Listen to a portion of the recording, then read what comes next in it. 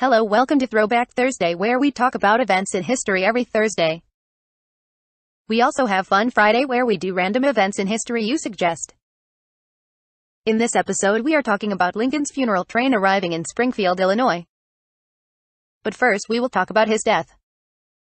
Abraham Lincoln, the 16th President of the United States, was assassinated by stage actor John Wilkes Booth on April 14, 1865. While attending the play Our American Cousin at Ford's Theater in Washington, D.C. Abraham Lincoln's funeral train left Washington on April 21, 1865. It would essentially retrace the 1,600-mile route Lincoln had traveled as president-elect, in an example of a published schedule is pictured to the right. The Lincoln Special, whose engine had Lincoln's photograph over the cowcatcher, carried around 300 mourners. Willie Lincoln's coffin was also on board. Willie, who had died in the White House in 1862 at age 11, had been disinterred and was to be buried with his father in Springfield. A guard of honor accompanied Mr. Lincoln's remains on the Lincoln Special.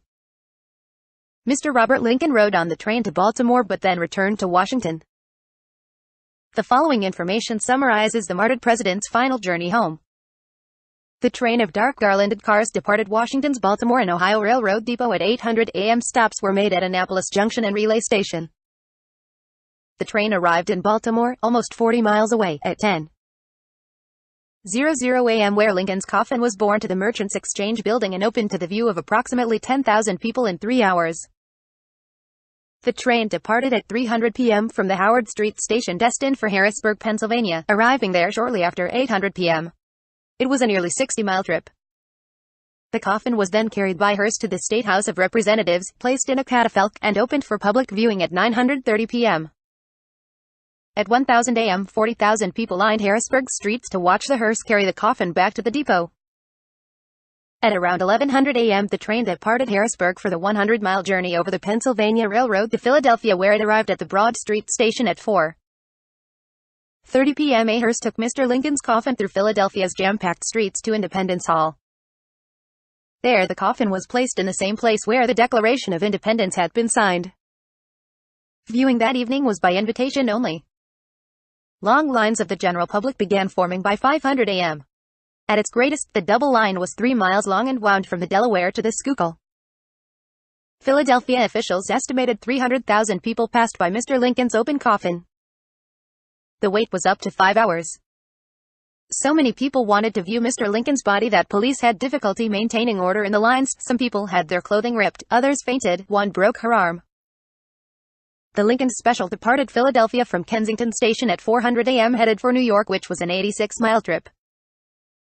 While in New Jersey, the train passed through Trenton, Deans Pond, Princeton, New Brunswick, Metuchen, Rahway, Elizabeth, and Newark. The train arrived in an immense train station at Jersey City at 1:00 a.m., but the huge clock inside the station had been frozen at 7:20, the approximate time of Mr. Lincoln's death. Mr. Lincoln's coffin was removed from the railroad car and taken across the Hudson River by ferry. It was then borne to City Hall, where it was carried up the circular staircase under the rotunda. The coffin was then placed in a black velvet dais. The public was admitted after 1:00 p.m. At one point, more than 500,000 people waited in line to view Mr. Lincoln. On this day, a photograph of Mr. Lincoln in death was taken. To view it, at about 2:00 p.m., Mr. Lincoln's coffin was placed on a magnificent 14-foot-long funeral car. It was drawn by 16 horses wearing long blankets. A funeral procession began that went up Broadway to 14th Street, over to 5th Avenue, up 5th to 34th Street, and across 34th to 9th Avenue to the Hudson River Railway Depot. 75,000 ordinary citizens marched in the huge procession through New York's jam-packed streets. Windows along the route rented for up to 100 a person. When the procession neared Union Square, it passed Theodore Roosevelt's grandfather's home, where the 6.5-year-old future president was viewing the proceedings from a second-store window. Shortly after 4:00 p.m., the funeral train was on its way again, this time headed for Albany, 141 miles away. During this leg of the journey, the train was pulled by a locomotive named the Union, and the pilot engine was named the Constitution. Large crowds of spectators gathered as the train passed through Manhattanville, Yonkers, Dobbs Ferry, Irvington, Tarrytown, Sing Sing, Peekskill, Garrison's Landing opposite West Point, Cold Spring, Fishkill, New Hamburg, Poughkeepsie, Hyde Park, Stottsburg, Rhinebeck, Barrytown, Tivoli, Germantown, Hudson, Stockport, Coxsackie, Stuyvesant, Shodak, and Castleton. The train arrived in Rensselaer at 10:55 p.m., and from there the casket was ferried across the Hudson River to Albany. Throngs of people watched as the coffin was moved to the State House for public viewing. Throughout the night, the local citizenry passed by to pay their last respects to the slain president. At noon, a special grand procession got underway in Albany with Mr. Lincoln's coffin resting in a specially built catafalque.